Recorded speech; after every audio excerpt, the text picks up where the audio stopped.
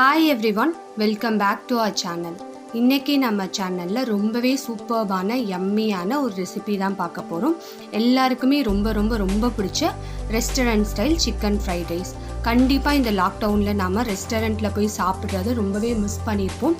அந்த அளவுக்கு ஈக்குவலாக இந்த ரெசிபி இருக்கும். ஸோ ஸ்கிப் பண்ணாமல் ஃபுல்லாக பாருங்கள், அப்போ தான் கிளியரான ப்ராசஸ் உங்களுக்கு தெரியும்.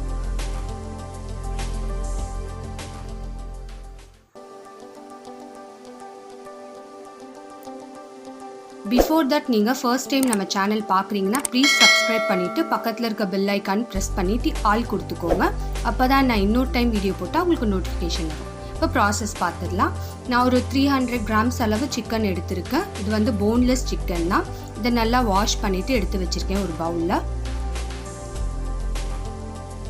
இப்போ வந்து சிக்கனை வந்து நம்ம பாயில் பண்ணி எடுத்துக்க போகிறோம். ஒரு க்ளீன் பேன் எடுத்துக்கோங்க. அதில் வந்து இந்த சிக்கன் எல்லாத்தையும் நான் ட்ரான்ஸ்ஃபர் பண்ணிடுறேன். இப்போ நான் சிக்கனை தனியாக எடுத்து வச்சுட்டேன். என்ன பவுலில் நான் பாயில் பண்ண போகிறேனோ அந்த பவுலுக்கு எடுத்துட்டேன். இப்போ வந்து ஒரு டேபிள் ஸ்பூன் அளவு நான் சால்ட் ஆட் பண்ணிக்கிறேன். ஒரு 1/2 டேபிள் ஸ்பூன் அளவுக்கு டர்மரிக் பவுடர் போட்டிருக்கேன். ஒரு டேபிள் ஸ்பூன் அளவு ஜிஞ்சர் கார்லிக் பேஸ்ட் போட்டு இதை கையாலேயே நல்லா கிரம்பிள் பண்ணி விட்டுக்கோங்க. எல்லாமே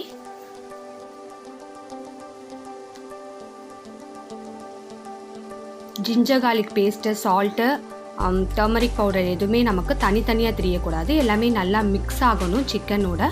இதை வந்து நம்ம மேரினேஷன்லாம் பண்ண வேண்டியது கிடையாது. நம்ம எல்லாமே நல்லா சேர்த்து மிக்ஸ் பண்ணதுக்கப்புறம் ஒரு ஸ்டவ் வச்சு நம்ம இதை பாயில் பண்ணி எடுத்துக்க போகிறோம். ஜஸ்ட் ஒரு 10 மினிட்ஸ் வரைக்கும் இதை பாயில் பண்ணால் போதும்.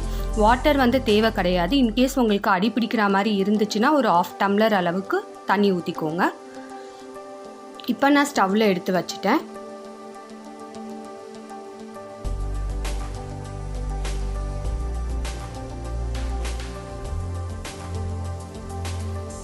இப்போ நான் ஒரு லிட் வச்சு க்ளோஸ் பண்ணி கரெக்டாக ஒரு 7 to 10 மினிட்ஸ் வரைக்கும் இது இருக்கணும் ஸ்டவ்வில். ஸ்டவ் வந்து லோ ஃப்ளேமில் தான் இருக்கணும். ஒரு 5 மினிட்ஸ் கழித்து ஓப்பன் பண்ணி பாருங்கள். இன்கேஸ் தண்ணி உங்களுக்கு பத்தாமல் இருந்துச்சுன்னா நீங்கள் ஒரு 1/2 டம்ளர் தண்ணியை மட்டும் ஊற்றிக்கோங்க. சிக்கன் வந்து நமக்கு ஓவர் குக்கும் ஆகக்கூடாது, அதே அளவுக்கு வேகாமையும் இருக்கக்கூடாது, மீடியம் லெவலில் இருக்கணும்.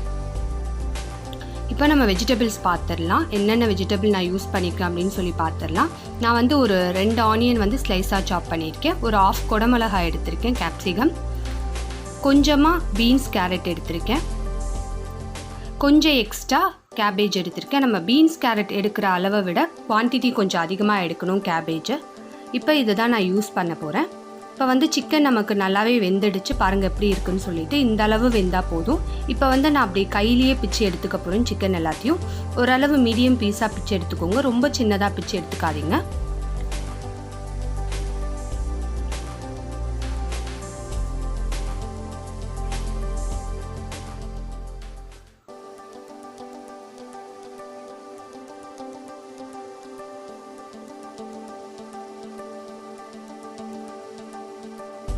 இப்போ சிக்கன் நமக்கு ரெடி ஆயிடுச்சு. ஓரளவு மீடியம் பீஸாக இந்த சைஸில் இருந்தால் போதும். இப்போ நமக்கு எக் அவைலபிள். சிக்கன் ஃப்ரைட் ரைஸில் வந்து முட்டை போட்டால் கொஞ்சம் எக்ஸ்டெண்ட் ஆகும் டேஸ்ட்டு. ஸோ நான் 3 முட்டை எடுத்திருக்கேன். யூஸ் பண்ணியிருக்க ரைஸ் வந்து 250 கிராம்ஸ் அளவு எடுத்திருக்கேன். ஸோ 3 முட்டை நான் எடுத்திருக்கேன்.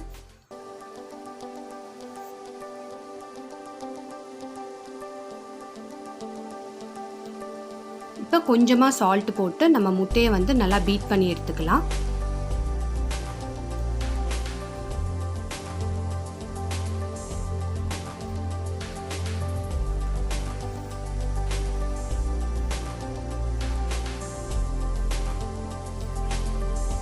இப்போ நமக்கு எக் வந்து நல்லாவே பீட்டிங் ஆகிடுச்சு. இதை ஒரு சைடு எடுத்து வச்சிடலாம். இப்போ வந்து நம்ம ஃப்ரைட் ரைஸ் செய்ய ஸ்டார்ட் பண்ணிடலாம்.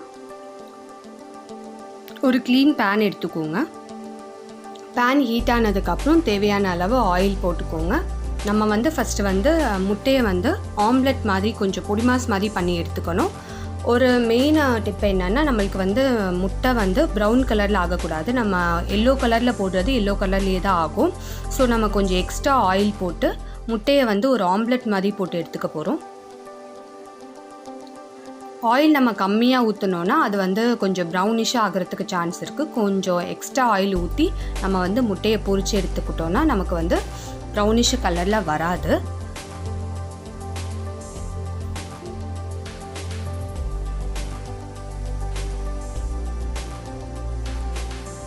இப்போ நல்லா மிக்ஸ் பண்ணி விட்டிங்கன்னா உங்களுக்கு வந்து முட்டை வந்து நல்லா தனித்தனியாக பிரிஞ்சிடும்.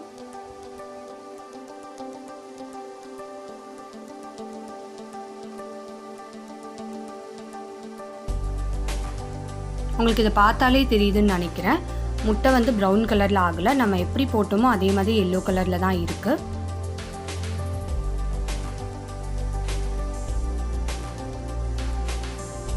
இப்போ இந்த ஸ்டேஜில் வந்து நான் முட்டையை வந்து தனியாக வேறு ஒரு பவுலுக்கு மாற்றி எடுத்துக்கிறேன்.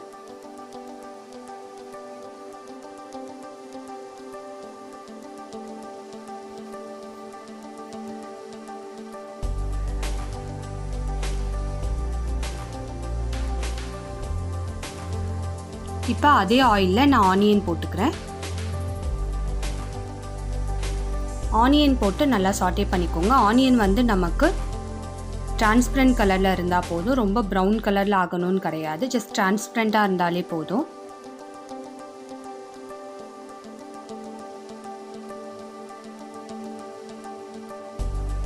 ஒரு 1 மினிட் வரைக்கும் ஆனியன் குக் பண்ணிக்கோங்க. இப்போ நெக்ஸ்ட் வந்து கேப்சிகம் ஆட் பண்ணிக்கிறேன். கேப்சிகம் ஆட் பண்ணிவிட்டு ஒரு 20-30 செகண்ட்ஸ் வரைக்கும் நல்லா குக் பண்ணிக்கோங்க ஆனியனோட.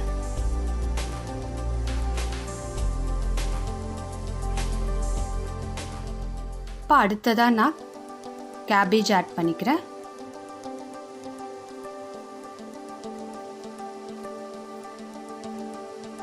கேரட், பீன்ஸ் எல்லாத்தையும் நான் ஆட் பண்ணி எல்லாமே நல்லா சாட்டே பண்ணிக்கிறேன்.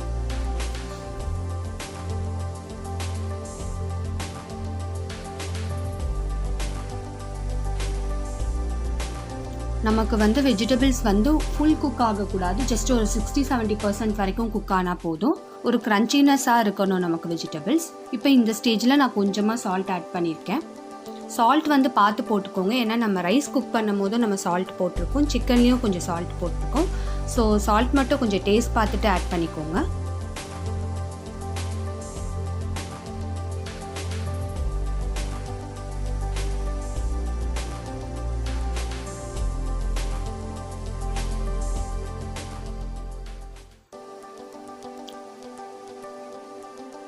இதை நல்லா சாட்டே பண்ணிவிட்டு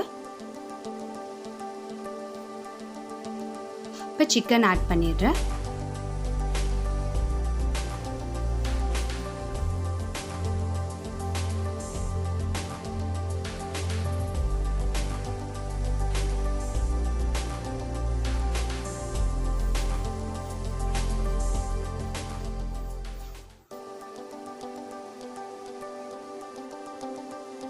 இப்போ நமக்கு வெஜிடபிள்ஸ் ஓரளவு நல்லா குக் ஆகிடுச்சு.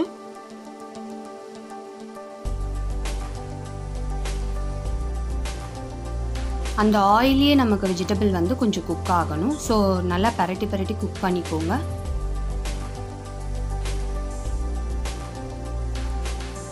ஒரு 3 மினிட்ஸாக ஆகும் நமக்கு.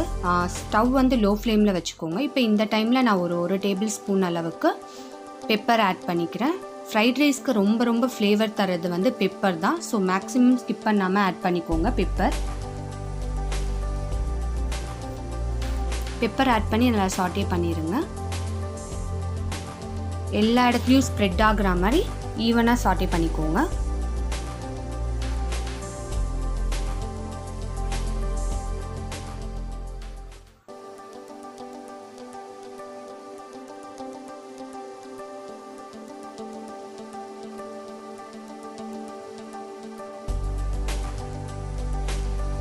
இப்போ நெக்ஸ்ட்டு வந்து நான் ஒரு 1/2 டேபிள் ஸ்பூன் அளவுக்கு சுகர் ஆட் பண்ணிக்கிறேன். ரெஸ்டாரண்ட்டில் வந்து ரொம்ப மஸ்ட்டாக இதை ஆட் பண்ணுவாங்க. உங்களுக்கு வேணும்னா ஆட் பண்ணிக்கோங்க, இல்லைன்னா ஸ்கிப் பண்ணிக்கலாம். இந்த ஸ்டெப் மட்டும். கண்டிப்பாக நம்ம சுகர் ஆட் பண்ணுறதுனால ஃப்ரைட் ரைஸ் வந்து நமக்கு ஸ்வீட்னஸாக இருக்குமான்னு கேட்டால் கிடையாது. ஜஸ்ட் அந்த எக்ஸ்டெண்ட் பண்ணி காட்டுறதுக்காக சுகர் ஆட் பண்ணுவாங்க. இப்போ நெக்ஸ்ட்டு ஒரு டேபிள் ஸ்பூன் அளவுக்கு நான் சோயா சாஸ் ஆட் பண்ணியிருக்கேன். ரொம்ப ஆட் பண்ணக்கூடாது. ஒரு டேபிள் ஸ்பூன் அளவு போதும். நீங்கள் 1/2 kg ரைஸ் எடுத்திங்கன்னா இன்னும் எக்ஸ்ட்ரா ஒரு 1/2 டேபிள் ஸ்பூன் ஆட் பண்ணிக்கோங்க. ரொம்ப ஆட் பண்ணிங்கன்னா கொஞ்சம் ஃப்ரைட் ரைஸ் கசக்கிற மாதிரி ஆகிடும். 1/2 டேபிள் ஸ்பூன் அளவு போதும் நமக்கு இந்த குவான்டிட்டிக்கு. இப்போ நெக்ஸ்ட் வந்து நான் எக் ஆட் பண்ணிக்கிறேன். பொரிச்சு வச்சுருந்தோம்ல அந்த எக் ஆட் பண்ணி நல்லா சாட்டே பண்ணிக்கிறேன்.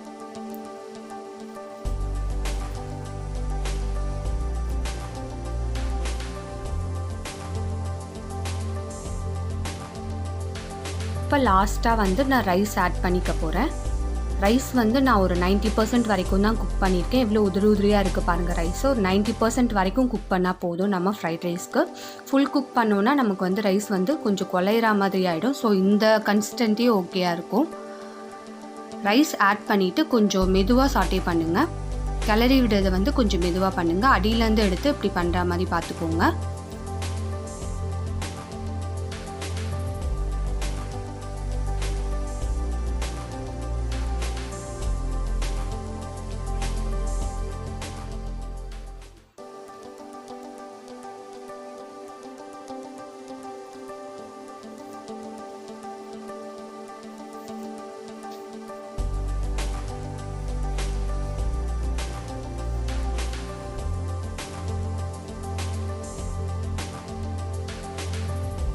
கொஞ்சம் மெதுவாக கிளறி விடுங்க. எல்லா இடத்துலையும் நம்ம வெஜிடபிள்ஸ் மசாலாலாம் ஸ்ப்ரெட் ஆகணும். ஸோ அதுவும் நமக்கு இம்பார்ட்டண்ட். அதே டைமில் நமக்கு ரைஸும் உடையக்கூடாது. ஸோ பார்த்து கிளறி விட்டுக்கோங்க.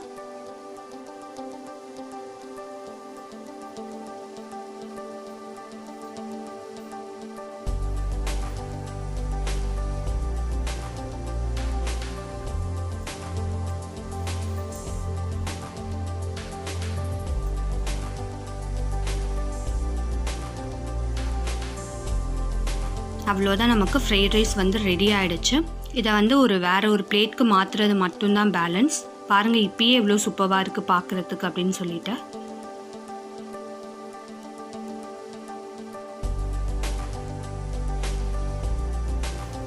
வேறு ஒரு பிளேட்க்கு மாற்றிட்டு உங்களுக்கு காமிக்கிறேன்.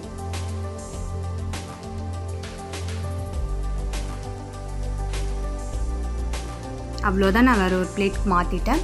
ஃப்ரைட் ரைஸோடு நம்ம டொமேட்டோ சாஸ் வச்சு சாப்பிட்டா அதோட டேஸ்ட்டே வேறு லெவலில் இருக்கும்.